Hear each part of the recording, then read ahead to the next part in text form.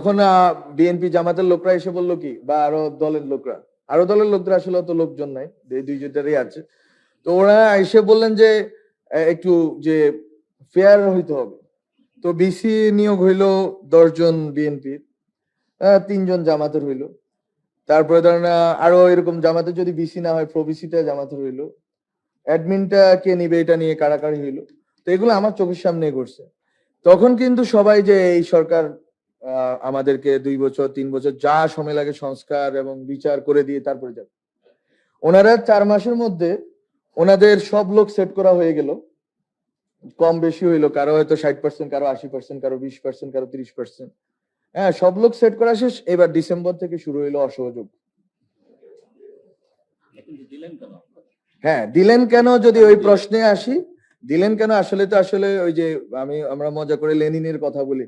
Lenin বলছিল যে হচ্ছে প্রলেতারিয়েতের বিপ্লব হবে, প্রলেতারিয়েতরা সবকিছু চালাবে। তো প্রলেতারিয়েত দেখে যে প্রলেতারিয়েত দিয়ে তো আসলে সচিবালয় চালানো যায় না। 3 বছর পরে আবার ওই যে পুরাতন জারের লোকগুলোরে ফেরত আনতে হয়েছে, বিকজ তারা পেপার ওয়ার্ক পারে। আমি তো সচিবালয়টা চালাইতে হবে, সচিবালয় চালাইতে হবে, বিচারালয় চালাইতে হবে। সব যখন চালাতে হবে তখন আপনারা যখন এইটা চালাইতে হলে আপনার ওই ব্যুরোক্রেটকে লাগবে। ব্যুরোক্রেটের অবশ্যই পলিটিক্যাল অ্যাফিলিয়েশন আছে।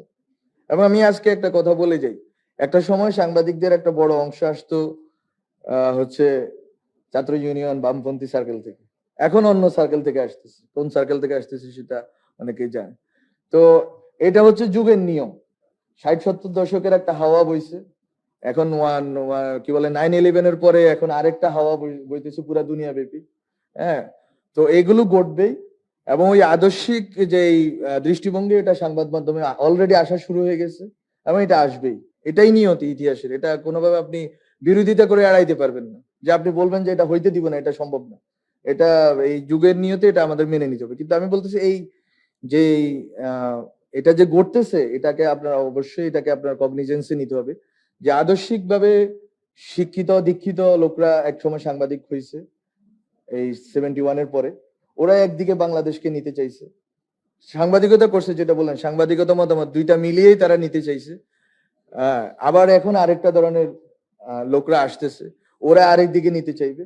কিন্তু এর ভিতরে আসলে সাংবাদিকতাটা থাকবে কোথায়? এবং এটা আমি খুব সিরিয়াসলি আমি এটা অ্যাড্রেস করতে চাই। কারণ হচ্ছে গত 1 বছরে আমাদের দেখা মতে আসলে আওয়ামী লীগ ছিল না, সাংবাদিক হিসেবে আওয়ামী লীগ ছিল না, ছিল বিএনপি জামাতের লোকরা। তা আসলে কে কি করলো এটা তো আসলে আমরা কোনো কিছুতে হাতও দিই নাই, বলিও নাই। কোন এক গ্রুপের পত্রিকা যে একটানা যে এই সরকারের বিরোধিতা করেই গেল, হ্যাঁ, একটানা প্রত্যেকদিন ছবি চাপাইয়া, এবং এক এক লোকের নামে, এক মহিলার নামে 2টা পত্রিকাতে একই লেখা চাপাইলো। হ্যাঁ, আরো অনেক ব্যাড প্র্যাকটিস আমরা দেখলাম, কিছুই বলা হয়নি। Not a single word from ministry, not a single word from government. কিন্তু এগুলো রয়ে গেল ইতিহাসের কাছে, এবং এগুলো ইতিহাসের বিচার হবে, অন্য বিচারের আগ্রহ আমাদের নাই।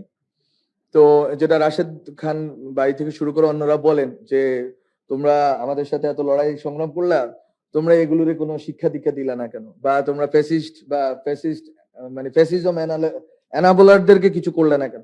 আসলে কিছু করার চেয়ে গুরুত্বপূর্ণ ছিল যে এই পুরা জিনিসটা যে এতটা মানে আপনি স্বাধীনতা দিলে কি হয়। এই জন্য যখনই যে কোনো আমি মিটিং এ যাই, সাংবাদিকদের স্বাধীনতার নিয়ে আলোচনা হয়, তখন আমি বলি যে rights without responsibility is dangerous. এবং এইটা আপনি গত 1 বছরে দেখে ফেলছেন যে অনেক রাইটস যা ইচ্ছা তা লিখতে পারতেছেন, গভর্নমেন্টের পক্ষে বিপক্ষে লিখতে পারতেছেন। হ্যাঁ, কিছু কিছু তো কনসার্ন ছিল, মবের ইস্যু ছিল, তারপর হচ্ছে ইউটিউব ইস্যু ছিল, বা ফেসবুকে বট ইস্যু ছিল। কিন্তু এর বাইরে মূলধারা থেকে সাংবাদিকদেরকে আপনারা কোনো সাংবাদিকদের থেকে আনতে পারবেন না যে তাদেরকে কোনোভাবে বাধ্য করা হয়েছে কিছু লেখার জন্য। আর সরকারের বাইরেও যে আসলে অনেকগুলো সংস্থা কাজ করে, এটা আসলে আপনাদের অলরেডি বুঝে ফেলার কথা। তো আমি এটা ব্যাখ্যা দিতে চাই না। তো এটা তাদের কিছু মানে তাদের তো আবার কাজের ধরন ভিন্ন, তারা হয়তো কিছু এনগেজমেন্টে ছিল। তো সরকারের দিক থেকে সরকার আকারে যদি বলি ইন্টারিম গভর্নমেন্ট, এদের কোনো এনগেজমেন্ট ছিল না, এবং কোনো বিধি নিষেধ কোনো সংবাদ মাধ্যমের উপর চাপানো হয় নাই, এবং কোনো একটা হাউসকেও বন্ধ করা হয় নাই। এবং আমি থাকা অবস্থায় কোনো হাউসকে বন্ধ করা হবে না, কোনো আউটলেটে আমরা বন্ধ করতে দিব না। যে আউটলুক চলার চলুক, এবং জনগণ বিচার করবে যে আসলে কাকে সে গ্রহণ করবে, কাকে সে নিবে না। যেমন আমরা অলরেডি প্রমাণ পেয়ে গেছি যে একটা বিখ্যাত সবচেয়ে বড় পত্রিকা, ওয়ান অফ দা মানে কি বলে প্রমিনেন্ট পত্রিকা, তাদের প্রচার সংখ্যা হচ্ছে যে জাস্ট হাফ ড্রপ করছে জাস্ট গত 1 বছরে। তো এটা এটা আসলে জনগণের বিচার যে আসলে কে কাকে কাকে পড়বে কি পড়বে না। আবার অনেক দিক থেকে নতুন যে মিডিয়াগুলো নিউ মিডিয়াগুলো আসতেছে এরা অনেক বেশি ট্রাস্টেড, এন্ড এই যে ট্রাস্টের প্রশ্নটা আসছে আপনারা প্রথমেই এটা আনলেন, এটা গুরুত্বপূর্ণ। অনেক বেশি ট্রাস্টেড হচ্ছে এন্ড ক্রেডিবল হচ্ছে। তাদের কাছে মানুষ মনে করছে যে নিউ মিডিয়া, নট যে আমি বলতেছি যে ইউটিউব বা ইউটিউবের বা হচ্ছে যে অন্যান্য, বরং হচ্ছে নিউ মিডিয়া যারা হচ্ছে যে ছোট ছোট অনলাইন করতেছে, যেমন হচ্ছে জাস্ট একটা রুম বা 2টা রুমে টকশো করতেছে, এরকম মিডিয়াগুলো কিন্তু অনেক বেশি ট্রাস্টেড আমার কাছে মনে হচ্ছে এখন এই আমাদের জেনারেশনের কাছে, then mainstream media, then any even TV channel. এবং টিভি চ্যানেল আমাদের এখন যতগুলো চলতেছে এর ভিতরে অনেক টিভি চ্যানেল কিন্তু দর্শক গ্রাহ্যতা আর পাচ্ছে না, 4-5টার বাইরে অন্যদের কিন্তু খুবই কষ্ট হয়ে যাচ্ছে মাসে 1-2 কোটি টাকা আর্ন করা। মানে 1-2 কোটি টাকা বললাম এই জন্য যে আসলে হাউসটা চালানোর মতো টাকা আসলে তাদের হচ্ছে না, এবং এই ক্রাইসিস গুলো আমাদের সামনে আছে। এবং হাউসগুলো দখল নিয়ে তো আপনারা অলরেডি লিখছেন, কমিশনের ফাইলে আছে, সে মার্চ মাসে যদি যা যা লিখছেন, এখন তো এরপরে তো আরো বন্যার গতিতে এই জিনিসটা হয়েছে। তো আমরা আসলে খুব বেশি ভালো কিছু দিকে যাচ্ছি এরকম না, বরং আমরা হয়তো পুরাতন যেই যেই ব্যবস্থার ভিতরে ছিলাম এটাতে আছি। তো আমি একটা কথা শেষ করি, এটা হচ্ছে আমার নিজের জায়গা থেকে ব্যাখ্যা যে আসলে কেন আমরা করতে পারছি না এবং কেন করতে পারবো না। এটা তো আমি বলছি কিছু বাস্তবিক ইয়ে আছে যে আমরা আসলে একটা টাইমলাইন আমাদের জন্য থাকলে ভালো হতো, তাহলে আমরা কাজগুলো শান্তিতে ধীরে সুস্থে করতে পারতাম। আর আমলাতন্ত্রের ইস্যু আছে, বাট আমাদের নিজেদেরও অবশ্যই খামতি আছে যে আমরা আসলে অভিজ্ঞতার জায়গা থেকে যে আমরা যদি জানতে পারতাম প্রথমে হয়তো দাগাই দিতাম যে এইটা করা যায়। সো অভিজ্ঞতার বিষয় তো আছে, সেটা আমরা মনে করি যে জনগণ ক্ষমা করবে যে আমাদের বয়স এবং অভিজ্ঞতা হিসেবে। কিন্তু বাকিটা যেটা আমি বলবো যে পুরা ইকোসিস্টেমটা, পুরা গভর্নেন্স থেকে শুরু করে মিডিয়া থেকে শুরু করে সবকিছুই আসলে, আমি একটা কথা বলি যে ট্রায়াড অফ পাওয়ার। পাওয়ারে হচ্ছে যে একটা ব্যুরোক্রেসি, মিলিটারি এন্ড সিভিল ব্যুরোক্রেসির কাছে একটা পাওয়ার কনসেন্ট্রেটেড আছে, আর একটা পাওয়ার কনসেন্ট্রেটেড আছে হচ্ছে যে বিজনেসম্যানদের কাছে, আর একটা পাওয়ার কনসেন্ট্রেটেড আছে মিডিয়া এন্ড সিভিল সোসাইটি বা আমরা যেভাবে ধরি এদের কাছে। এখন এরা তিনজনে কিন্তু তিনজনকে ফিড করে, তিনজনকে পেলে পুষে রাখে, এবং প্রত্যেকটা ইন্টারেস্টের সাথে জড়িত। এটাই হচ্ছে যে মিডিয়াতে আজকে যতগুলো দুর্বলতা বা গত কয়েক বছরের, গত কয়েক দশকের দুর্বলতার উৎস তো এখানেই, যে আসলে বিজনেসম্যানরা মিডিয়াকে ফিট করে, মিডিয়া আবার বিজনেসম্যানদের স্বার্থটাকেই রক্ষা করে, এবং গত 1 বছরে এটা আরো নোংরা ভাবে দেখা গেল। আমি একবারে পত্রিকা ধরে ধরে বলতে পারি, কিন্তু এটা আমাদের জন্য সমীচীন না, বরং আমি মনে করি যে এটা আপনাদের কাছে স্পষ্ট যে কে কিভাবে করতেছে। আর ওইদিকে সিভিল মিলিটারি ব্যুরোক্রেসি হচ্ছে যে এই জিনিসটাকে, এই কর্পোরেট ইন্টারেস্টটাকে সার্ভ করে যাচ্ছে। এটার এই পুরো সিস্টেমের কোন রকম চেঞ্জ আমরা করতে পারি না দুঃখজনক ভাবে, এই অভ্যুত্থানের পরে এতগুলো মানুষ শহীদ হওয়ার পরে।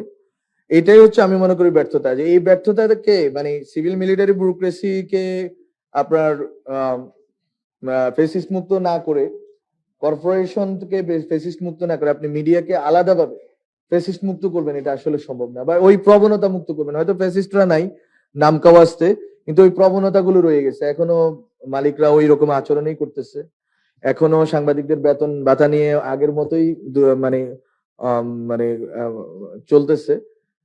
ফলে এই জিনিসটা চেঞ্জ হবে তখন যখন আপনি পুরা ইকোসিস্টেমটা, পুরা পলিটিক্যাল সিস্টেমটা, এটা নিয়ে কয়েকজন রাজনীতিবিদ কথা বলছেন এবং আমি এটাতেই বিশ্বাস করি অ্যাজ অ্যাক্টিভিস্ট, পলিটিক্যাল অ্যাক্টিভিস্ট। আমার কাছে মনে হয়েছে যে এটা হচ্ছে যে গুণগত কোনো পরিবর্তন হয়নি, যে কর্পোরেট স্ট্রাকচার, যেমন অনেকে বলতেছেন যে উনি বলে গেলেন রতন দা, যে কার নাম বললেন, সংবাদের যিনি ছিলেন, হ্যাঁ উনি ব্যবসায়ী ছিলেন কিন্তু ওনার পত্রিকাতে কিভাবে প্রেজেন্টেশন, আমাদের কয়জন ব্যবসায়ী আছেন এইভাবে ভাববেন যে আমি পত্রিকা দিয়ে দিছি, পত্রিকা হচ্ছে যে যেটা স্যার বললেন যে একটা পেপার রেডি করবে যে আমি এইভাবে রেগুলেটেড হইতে চাই, আমি এইভাবে আমার পত্রিকা চালাইতে চাই, মালিক টাকা দিবে, কোনো রেগুলেশনের ক্ষেত্রে বা সংবাদ প্রকাশের ক্ষেত্রে কোনো বাধা দিবে না। এরকম কোন মালিক কি আমরা কল্পনা করতে পারি? কোন কর্পোরেট ফাইন্যান্সারকে কল্পনা করতে পারি না। এবং আমাদের দেশে কোনোভাবে ওই যে গার্ডিয়ান টাইপের কোনো পত্রিকা নেই, যে পিপলস ডেইলি, এরকম কিছু নাই, এরকম কিছু নাই, এবং আমরা আসলে এরকম কিছু করিও নাই। ফলে সবই মূলত বিজনেস ইন্টারেস্টে, এবং অনেকগুলো পত্রিকা আসলে ব্ল্যাকমেইলিং এর ভিতর দিয়ে চলতেছে। এগুলো বলাটা আমি হচ্ছে এগুলো হচ্ছে নোক্তা আকারে রেখে দিচ্ছে, পয়েন্ট আকারে রেখে দিচ্ছে, ইউ ক্যান আন্ডারস্ট্যান্ড। ফলে আপনি আসলে রাষ্ট্রের বাইরে পত্রিকাগুলোকে নিয়ে যাবেন, এটা বলেই শেষ করি আমি। রাষ্ট্রের মানে সরকারের বাইরে পত্রিকাগুলোকে নিয়ে যাবেন, এই কথাটা সুন্দর, এবং এই কথাটা আমি বিশ্বাস করি আমরা করতে চাই। কিন্তু এই যে তিনটা পাওয়ারের কেন্দ্র, ক্ষমতার বড় কেন্দ্র, এখানেও যদি থাকে এটা আসলে রাষ্ট্রের চেয়ে বড় রাষ্ট্র, মানে সরকারের চেয়ে বড় সরকার। এবং ওইটা কিন্তু সরকার নিরপেক্ষ, মানে সরকার আসলো গেল এই কর্পোরেশনস, এই media and cultural establishment, civil society establishment and civil military bureaucracy এর গায়ে কোনো কিছু লাগে না। আমরা হচ্ছে যে ওই আমলাদেরকে বিদায় করছি। তো তখন হচ্ছে যে আমরা দেখলাম যে বিএনপি জামাতেরই, হ্যাঁ, যদি আমি এইবার 2-3 বার উচ্চারণ করে ফেলছি নামটা, এটা নিয়েও সমালোচনা হইতে পারে যে আমি কেন বললাম রাজনৈতিক দলের নাম। যাই হোক, নেমে যাবো এখন, পদ থেকে দাবি করে লাভ নেই। তো বিষয়টা হচ্ছে বিষয়টা হচ্ছে বিষয়টা হচ্ছে যে এখানে আমাদের জন্য যেটা ছিল যে এই যে রাজনৈতিক দলগুলো যদি চাইতো এই ক্ষমতা কাঠামোর, ওই যে যেটা বলতেছিলাম আমলাতন্ত্রের জায়গাতে যেটা হয়েছে যে অনেক বিএনপি মানে ওই দুই দলের লোকরাই বলছে যে একে সরায়েন না স্যার, মানে আওয়ামী লীগের লোক, কারণ এটা হচ্ছে অ্যাডমিনের লোক। ওখানে যেন কৃষি ওই যে কি বলে কৃষি ক্যাডার কেউ যেন না আসতে পারে, অন্য কোনো ক্যাডার যাতে না আসতে পারে। ওখানে কিন্তু ওনারা আবার একমত অ্যাডমিন ক্যাডারের ক্ষেত্রে। তো আমার দেখা যে গত 1 বছরের বাংলাদেশ, আমার দেখা হচ্ছে গোষ্ঠী স্বার্থের বাংলাদেশ। প্রত্যেকটা গোষ্ঠী অ্যাডমিন ক্যাডারের স্বার্থ দেখে, কৃষি ক্যাডারের স্বার্থ দেখে, তথ্য ক্যাডারের স্বার্থ দেখে, কিন্তু কেউ আসলে ন্যাশনাল ইন্টারেস্ট দেখে না। যে সামগ্রিকভাবে আমরা আসলে কোন জিনিসটা করলে আমরা একটা ভালো আইন পাবো, ভালো একটা পলিসি পাবো, ভালো একটা প্র্যাকটিস পাবো, ওই ক্ষেত্রে কেউ আসলে আগ্রহী না। তো আমার এই হতাশাটা আছে এবং আমরা আসলে অনেক কিছু করতে চাইছি। এবং আমি তো বললাম এই যে প্রক্রাস্টিনেশন, এই যে একটা কাজ 2 মাস ধরে ঝুলে আছে। এবং তথ্য কমিশন নিয়ে আজকে কথা হবে, কারণ আজকে তথ্য অধিকার দিবস। তথ্য কমিশনের ফাইল ফুট করা হয়েছে আরো 1.5 মাস আগে, এখনো পাইনি। সো এগুলো হচ্ছে বাস্তবতা। এই বাস্তবতার ভিতরে আমরা বসবাস করছি এবং আমরা হয়তো আরো কিছুদিন করব, কিন্তু আমরা তারপরে আমাদের যে সদিচ্ছাটা ছিল এবং আমরা হয়তো কিছু কাজ করে দিয়ে যেতে পারবো। এবং আমি হতাশ করতে চাই না কাউকেই, বা আমি চাই না যে হতাশা বর করুক। বড় আমরা যে জুলাইয়ের অভ্যুত্থানের ভিতর দিয়ে আমরা যেই অন্তত কথা বলার স্বাধীনতাটা পাইছি, আমরা আসলে এই যে ডায়ালগ করার, এই যে অনেক ধরনের লোক, এত ধরনের লোক কিন্তু আওয়ামী লীগের আমলে বসতে পারতো না। ডিফারেন্ট টাইপের লোক, different ideology and political parties এর লোকরা একসাথে বসতে পারতো না। এই যে ডিফারেন্ট গ্রুপ অফ পিপল যে কথা বলতে পারতেছে এবং একটা জায়গায় আসার চেষ্টা করতেছে, কনসেনসাস কমিশনে যেটা হইতেছে, ওই সিজিএস থেকে খুবই দারুণভাবে যে গত 1 বছর ধরে অনেকগুলো ডিসকাশন, অনেকগুলো ডায়ালগ আয়োজন করা হয়েছে এবং সব ধরনের প্রতিনিধিত্ব জায়গাটা নিশ্চিত করা হয়েছে। আমি মনে করি এটা আসলে আমাদের জন্য একটা স্টার্ট, আমরা শুরু করতে পারলাম। আমরা ভাবছিলাম যে 2 বছরে হয়তো আমরা অনেক কিছু চেঞ্জ করে ফেলতে পারবো। আসলে 2 বছর অনেক কম সময় আমাদের মতো দেশের জন্য। আমাদের দেশের জনগোষ্ঠী অনেক বেশি এবং এখানে অনেক প্রকাশ্য অপ্রকাশ্য স্টেক হোল্ডার আছে, হ্যাঁ, এবং এখানে অনেক ধরনের ইস্যুজ আছে। কিন্তু আমরা শিখা শুরু করলাম এবং আমরা মনে করলাম আমরা এটাতে অন্তত আসতে পারলাম যে একটা গণতান্ত্রিক আবহের ভিতরে আমরা প্রবেশ করলাম। নির্বাচনের ভিতর দিয়ে হয়তো আমরা আরো অগ্রসর হব এবং এই আবহটা ধরে রাখা, যে আমরা আসলে স্বাধীনভাবে বলতে পারি, স্বাধীনভাবে আমরা একটা ডিসিশন নিয়ে আসতে পারি, সবাই মিলে একটা ডিসিশন আসতে পারি এবং আমাদের সব গোষ্ঠী স্বার্থের ঊর্ধ্বে আমরা হচ্ছে যে ন্যাশনাল ইন্টারেস্টকে সামনে রাখতে পারি, তাহলে হয়তো আমরা একটা পরিবর্তন দেখতে পাবো। এবং জুলাই গণ অভ্যুত্থানে আমরা যেটা চাইছিলাম এটা হয়তো 1-2 বছরে সম্ভব হবে না। ওই যে একজনে লিখতেছিল যে কোরিয়াতে যে আপরাইজিং হয়েছে ওইটা সফল, তারা একটা সময় পরে গিয়ে পাইছে। আসলে এটা হচ্ছে যে একটা পুরো ন্যাশনের একটা জাগরণ হয়েছে। ওই কালকে একজন বলতেছিল যে ওই সময়ের জিনিস কেন ফেরত আসবে না, যে আমরা সবাই এক হয়ে গেছিলাম, যে কে বিএনপি করে, কে জামাত করে, কে পক্ষে বিপক্ষে আমরা ভাবি না, আমরা ভাবছি যে দেশটাকে বাঁচাইতে হবে। এবং 5ই আগস্টের সকালে আমরা সবাই ভাবছি যে আমরা রওনা হয়েছি, মরলে মরবো কিন্তু আমরা এই দেশকে মুক্ত করব। এখন ওই যে মানে একটা জায়গায় আসার যে জায়গাটা, ওইটা আমার মনে হয় যে বারবার ওই মোমেন্টটা রিক্রিয়েট করা দরকার। এটা যে প্রত্যেক বছর হবে এরকম না, প্রত্যেক 2 বছর পরে হবে এরকম না, কিন্তু যখন আসলে জাতির দরকার হবে, যখন আসলে আমাদের পরিবর্তনের দরকার হবে, ওই সময়টা আমাদের দরকার হবে। ওই সময়টা আমরা যদি ওই মোমেন্টটা রিক্রিয়েট করতে পারি এবং সবকিছুর উপরে ন্যাশনাল ইন্টারেস্টকে রাখতে পারি, তাহলে হচ্ছে দলীয় যে ক্ষুদ্র স্বার্থগুলো আছে এবং ক্ষুদ্র স্বার্থের যে প্রতিনিধিত্ব আমলাতন্ত্রে এখানে সেখানে রয়ে গেছে, এগুলো থেকে আমরা মুক্ত হইতে পারবো। এবং এই পুরো জিনিসটা নির্ভর করে আসলে রাজনৈতিক দলগুলোর সদিচ্ছার উপরে এবং ঐকমত্যের উপরে, যে আমরা এইরকম বাংলাদেশ দেখতে চাই। This is our future. এইটা যতদিন না রাজনৈতিক দলগুলো এই মানে একটা যা মানে মুখ রক্ষার্থে বলবে, কিন্তু যদি মন থেকে বলা শুরু করে এবং প্র্যাকটিসে আনা শুরু করে, যে আমরা বলছি বারবার পলিটিক্যাল কালচার, আমরা দেখতেছি পলিটিক্যাল কালচার আগেরটাই ফেরত আসতেছে। যদি কালচারটা চেঞ্জ করে, সাংবাদিকরাও চেঞ্জ হবে। সাংবাদিকরাও, যে আমরা দলকানা বলতেছি, দলকানা হওয়ার দুইটা কারণ। একটা হচ্ছে তাদের কোনো বেতন কাঠামো ঠিক নেই, তাদের আসলে একটা ডিগনিফাইড লিভিং নেই। এবং এটা আমি বলি, অনেকে বলতে পারেন আপনি তো কিছু করতে পারেন না। কিছু করার চেষ্টা করছি, এটা আমার কাছে, আমি বিবেকের কাছে আমি দায়বদ্ধ, আমি বলতেছি।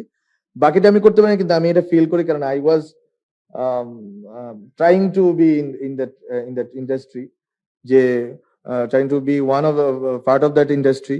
যে আমি কয়েকটা মিডিয়া হাউসে গেছি, ইন্টারভিউ দিছি। 13,000 টাকা বেতন 2024 সালের জানুয়ারি মাসে একটা হাউস আমাকে প্রস্তাব করছে, এটা আমি কয়েক জায়গায় বলছি। সো এট দ্যাট টাইম আমার বাসার ভাড়া হচ্ছে 25,000 টাকা, আমার ফ্যামিলি বাসার ভাড়া। So this is the scenario. আমার কথা হচ্ছে ডিগনিফাইড লিভিং আর হচ্ছে পলিটিক্যাল পার্টিগুলোর সদিচ্ছা। আপনি ভালো করছেন এনে, যে ওনাদের ইশতেহারে এই জিনিসটাও থাকা দরকার, যে আসলে এই সদিচ্ছাটা ওনারা শো করবেন কিনা, যে আসলে সাংবাদিকতা এবং সাংবাদিকদের এই যে লেজুর ভিত্তি, এর বাইরে দলীয় লেজুর ভিত্তি, দলীয় তো আদর্শ সবারই থাকতে পারে, ব্যক্তিগত আদর্শ, কিন্তু এই যে একবারে দলকানা, যে জায়গাটা প্রেস ক্লাব যেভাবে দখল হয়ে বসে আছে, চিটাগাং প্রেস ক্লাবের ইস্যু আমি গত 1 বছরে সলভ করতে পারি নাই, because of the political parties involvement there. ওখানে পলিটিক্যাল পার্টি, এবং ওখানে জুয়া চলে, ওখানে আরো কি কি চলে, এবং আমি ওগুলো হচ্ছে ডিসি কে বলে বন্ধ করতে পারছি কিছুটা। কিন্তু এই যে সাংবাদিক, এই যে প্রেস ক্লাবের ইস্যুটা, ওখানে রাজনৈতিক দলগুলোর কারণে এটা এখনো একটা নির্বাচন হয় নাই। 1 বছরে একটা নির্বাচন হয় নাই প্রেস ক্লাবে, চিটাগাং প্রেস ক্লাবে। So this is the reality we are living in.